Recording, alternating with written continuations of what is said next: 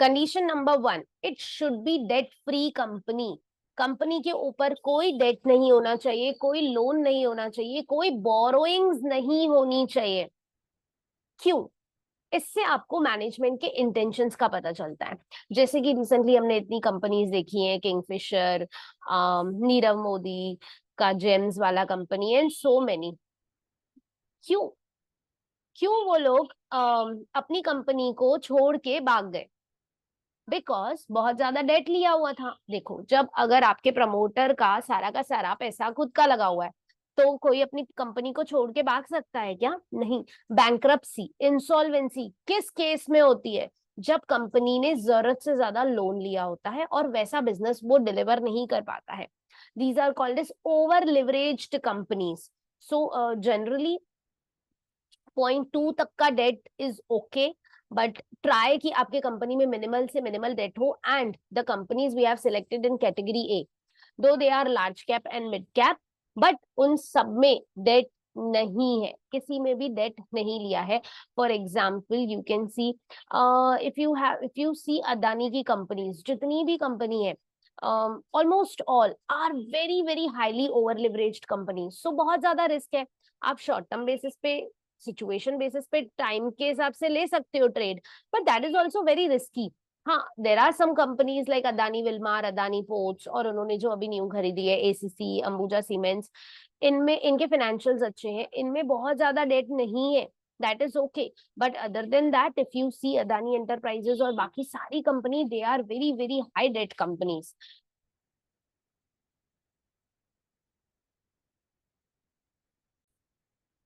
Now when I say this, does that mean कि company के ऊपर 1 रुपए का भी लोन लेना नहीं होना चाहिए? No, it does not mean that. It means आप रेस्पेक्टिव टर्म्स में देखो। अब जैसे कि ये टीसीएस है, इंडिया की सेकेंड लार्जेस्ट कंपनी। अब आप देखो इसमें कितना लोन है इनके ऊपर, इसका debt equity ratio is 0.09. Like 9 is debt and 100 is equity, so that is okay. अगर आप इसकी बैलेंस शीट में जाकर, if you just see in its balance sheet, कितने की बोरोइंग्स है कंपनी के ऊपर? 8021 करोड़ की बोरोइंग्स है। उसके सामने 90,127 करोड़ का कंपनी के पास अपना पैसा है।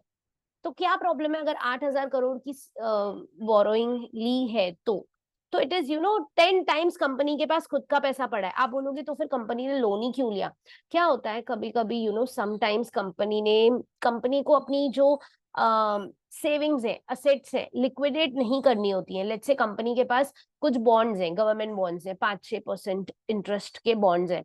अब कंपनी को सिर्फ 3 मंथ्स के लिए पैसों की जरूरत है, या फिर सिर्फ 1 ईयर के लिए पैसों की जरूरत है, तो company will not liquidate it's full bonds. Company क्या करेगी? अपने बॉन्ड्स को रख देगी या बैंक के पास एज अ सिक्योरिटी रख देगी, उसके बदले में शॉर्ट टर्म के लिए बोरोइंग्स लेके और अपना काम कर देगी। Even you see even you see cash कितना है कंपनी के पास अपना? 13,000 करोड़ का कंपनी के पास अपना कैश है। तो 8,000 करोड़ का लोन क्या ही है? मतलब कंपनी विल जस्ट रीपे, तो इसको ऑलमोस्ट डेट फ्री ही कहा जाएगा। एंड कंपनी यहाँ पे दिस शोज, और we can see, let's see Hindustan Unilever. तो आप देखो यहाँ पे भी इनका भी debt equity ratio is very very just 0.03, ना के बराबर लोन है कंपनी के ऊपर।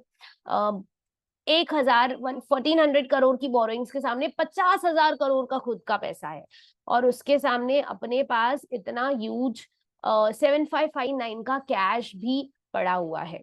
सो cash and cash equivalents includes debt, includes bank balance also. Company का जो बैंक ओडी है या बैंक पॉजिटिव है, नेगेटिव है, कुछ जो शॉर्ट टर्म मार्केटेबल सिक्योरिटीज है, बिकॉज उसका नाम ही देखो, cash and cash equivalents.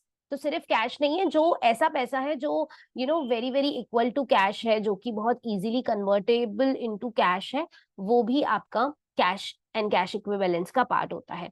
Now see, TCS being the second largest company of India, ये आपको दिखाता है they know how to do the business. You just know saw they are generating around 40,000 crore of profits. And अगर हम Hindustan Unilever को भी देखें, how much profit they are generating every year, they are generating around 10,000 crore of profits, तो इतना ज्यादा profits generate कर रहे हैं, और प्रॉफिट जनरेट करने के बाद they are doing expansion also, right? तभी तो वो लोग नए से नया अपना बिजनेस एक्सपांड करते जा रहे हैं और बड़ी बड़ी फैक्ट्रियां लगाते जा रहे हैं. How they are doing that? They know how to do business, they know how to generate cash, how to generate profit. Debt लेके वो अपने आप को एक्सपांड नहीं कर रहे हैं. So you know when we talk about stop loss, and मैं हमेशा कहती हूँ कि स्टॉप लॉस नहीं लगाना चाहिए. अगर आपने स्टॉप लॉस लगाया है तो आपको you don't trust, you don't have that sure वाला फीलिंग कि हाँ भाई मैंने सही कंपनी चूज करी है. मुझे पक्का ही नहीं है, पता नहीं ऊपर जाएगा नीचे जाएगा, पता नहीं क्या होगा, तो मैं कह रही हूँ चलो स्टॉप लॉस लगाते हैं. नीचे गया तो लॉस का स्टॉप लॉस लगाते हैं. स्टॉप लॉस आप अपनी कंडीशंस में लगाओ, कंडीशंस को इतना स्ट्रिंजेंट, इतना अच्छा बनाओ, सो दैट यही यही हमारा स्टॉप लॉस है. इस तरह की कंडीशंस लगाना ही हमारा स्टॉप लॉस है. स्टॉप लॉस कंपनी के सिलेक्शन में लगाओ, खरीदने के बाद, डिसीजन लेने के बाद, सस्ते में बेचकर वापस नीचे आने के बाद बेचकर प्राइस में मत लगाओ. These conditions, all the 6 conditions when we will discuss, they will make your risk almost zero. जैसे कि सिर्फ फर्स्ट कंडीशन में ही आप देख लो, सिर्फ एक कंडीशन जो है हमारी कि कंपनी डेट फ्री होना चाहिए, इससे कितने सारे बेनिफिट्स हैं. द नंबर 1 बेनिफिट, इस कंपनी बैंकरप्ट नहीं होगी, इंसॉल्वेंसी नहीं आएगी, मैनेजमेंट पैसा लेकर भाग नहीं जाएगी. आपको पता चलता है कि प्रमोटर्स का इंटेंशन क्या है, मैनेजमेंट की कैपेबिलिटी क्या है, कंपनी के प्रोडक्ट्स अच्छे हैं, उसको पैसा जनरेट करना आता है, पैसा कमाना आता है, right? So accordingly we'll discuss other conditions.